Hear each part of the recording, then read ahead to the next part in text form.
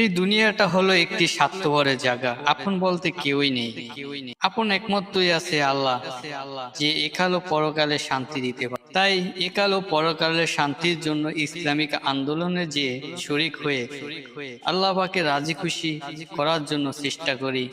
বাকিটা আল্লাহ পাকের কাছে। আল্লাহ পাক যদি এই উছিলায় আমাকে এই গুনাহগার বান্দাকে ক্ষমা করে পরকালে একটু শান্তির ব্যবস্থা করে, সেই আশা প্রত্যাশা নিয়েই আমরা এই ইসলামিক আন্দোলনে শরিক হওয়ার চেষ্টা করি। ইনশাআল্লাহ যতদিন বাঁচবো ইসলামের শরিয়াতে এবং ইসলামিক আন্দোলনের সাথে থাকবো, সেই আশা নিয়েই পথ চলা। কারণ এই পৃথিবীতে আপন বলতে একমাত্র আল্লাহই আছে। বাপ মা কন, বউ কন, ভাই বেরাদার কন, বন্ধু বান্ধব কেউই কারো আপন নয়। আপন একমাত্রই আল্লাহ, যিনি অনেক আদর করে যত্ন করে সৃষ্টি করেছে এই মানব জাতিকে। তাকে কি আর কখনো ভোলা যায়?